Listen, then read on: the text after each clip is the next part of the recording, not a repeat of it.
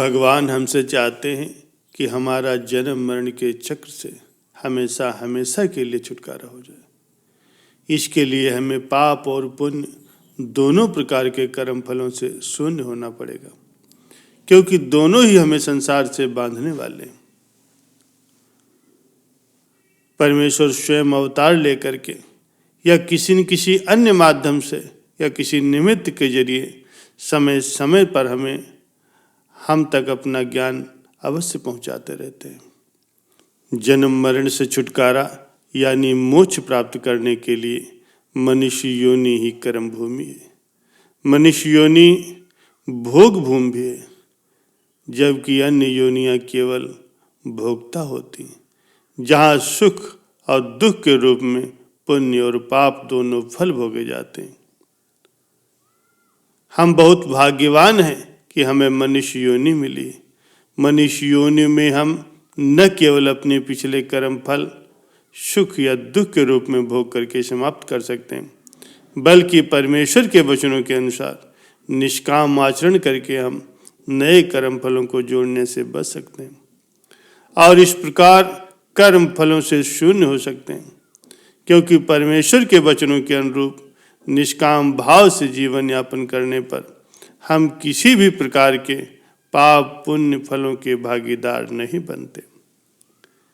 प्यारे सज्जनों, निष्काम भाव यानी बिना किसी हानि लाभ या फल की इच्छा और बिना किसी आसक्ति के कुशलता पूर्वक अपना स्वधर्म निभाना।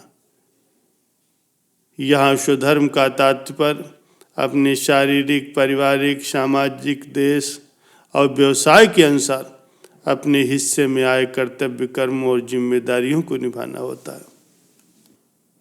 प्यारे सज्जनों, प्रत्येक व्यक्ति को ईश्वर ने कुछ न कुछ जिम्मेदारियां दी हैं। उन जिम्मेदारियों को पूरा करने के लिए उसके अंदर कुछ शक्तियां भी दी हैं। उन जरूरतों को पहचानने की जरूरत है और अपने कर्तव्यों को ईमानदारी से करने की जरूरत है।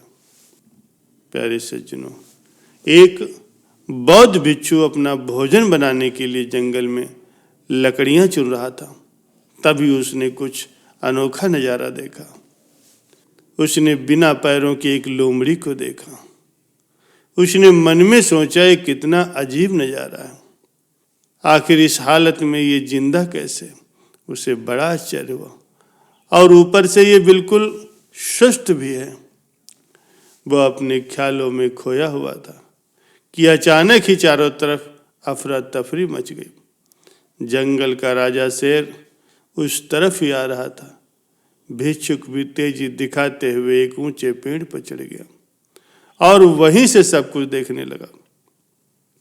शेर ने एक हिरन का शिकार किया था और उसे अपने जबड़े में दबा करके वो लोमड़ी की तरफ बढ़ रहा था, पर उसने लोमड़ी पर हमला नहीं किया, बल्कि उसे भी खाने के लिए उसने मांस के कुछ टुकड़े डाल दिए। ये तो घोर आश्चर्य है कि शेर लोमड़ी को मारने की बजाय उसे भोजन दे रहा था। भिक्षुक बुदबुदाया। उसे अपनी आंखों पर भरोसा नहीं हो रहा था, इसीलिए वो अगले दिन फिर वहां आया और छिप करके शेर का इंतजार करने लगा। और आज भी ऐसा ही हुआ। शेर ने अपने शिकार का कुछ हिस्सा लोमड़ी के सामने डाल दिया। भिक्षुक ने अपने आप से कहा, ये भगवान के होने का प्रमाण है। वो जिसे पैदा करता है उसकी रोजी रोटी का भी इंतजाम कर देता है। आज से वो भी इस लोमड़ी की तरह ऊपर वाले की दया पर निर्भर रहेगा। उसने कहा, ईश्वर मेरे भी भोजन की व्यवस्था करेगा। ऐसा सोचते हुए वो उस जंगल में एक वीरान जगह पर जाकर के एक पेड़ के नीचे बैठ गया। पहला दिन गुजरा, वहां कोई नहीं आया। दूसरे दिन भी कुछ लोग उधर से गुजर गए, पर भिक्षु की तरफ किसी ने ध्यान नहीं दिया।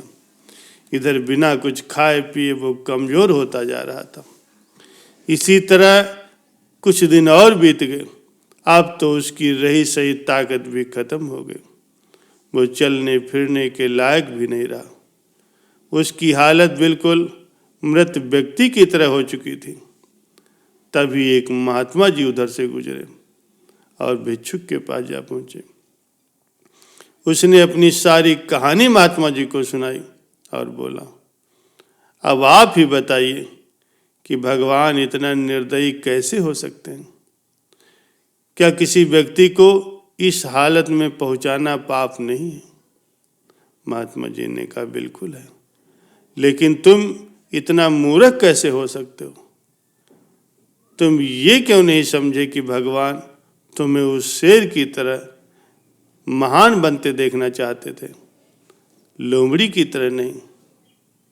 प्यारे सज्जनों, हमारे जीवन में भी कई बार ऐसा होता है कि हमें चीजें जिस तरह समझनी चाहिए हम उसके विपरीत समझ लेते हैं। ईश्वर ने हम सभी के अंदर कुछ न कुछ ऐसी शक्तियां दी हैं जिनका सदुपयोग करने से हम महान बन सकते हैं। जरूरत है हम उन्हें पहचानें। उस भिक्षुक का सौभाग्य था कि उसे उसकी गलती का एहसास कराने के लिए महात्मा जी मिल गए, पर हमें खुद ही चौकन्ना रहना चाहिए कि कहीं हम शेर की जगह लोमड़ी तो नहीं बन रहे हैं। प्यारे सज्जनों, ईश्वर प्रत्येक व्यक्ति को परोक्ष रूप में सहायता न केवल समय समय पर अतः किसी निमित्त के द्वारा उपलब्ध करवाते हैं, जिससे हमारे लिए हमारे कर्म फलों को भोगना आसान हो जाता है। प्रत्येक प्रयत्नशील व्यक्ति को उसके ज्ञान से संबंधित अपनी जिज्ञासाएं शांत करने के लिए, शंकाओं को दूर हटाने के लिए अपने से अधिक ज्ञानवान और अधिक आचरणशील व्यक्ति से समय समय पर मार्गदर्शन प्राप्त करते रहना चाहिए। आचरण के तौर पर कभी भी किसी भी प्राणी को अपने शरीर, वचन व विचारों से शारीरिक, मानसिक और भावनात्मक कष्ट पहुंचाने का कारण नहीं बनना चाहिए। अंधविश्वासों से सदा दूर रहना है और मनुष्य से किसी भी प्रकार का भेदभाव अथवा घृणा नहीं करनी। यह अच्छी प्रकार से समझ लेना है कि सर्वशक्ति संपन्न परमेश्वर केवल एक है, अतः किसी भी जीव या देवता को परमेश्वर नहीं मान बैठना। अपने प्राकृतिक शारीरिक स्वभाव पर नियंत्रण रखते हुए उसे सदैव बुरी आदतों से बचाना है। संत महापुरुषों के वचनों को स्मरण रखते हुए उनके अनुसार ही जीवन पर्यंत आचरण करना है। अपने कर्तव्य को निभाने के लिए, अपनी मूल आवश्यकताओं की पूर्ति करने के लिए भरसक प्रयत्न करना चाहिए। हमें इतना ध्यान अनिवार्य तौर पर रखना है कि हम न तो लोभ से ग्रसित हो और न ही संत महापुरुषों के वचनों का निरादर हो।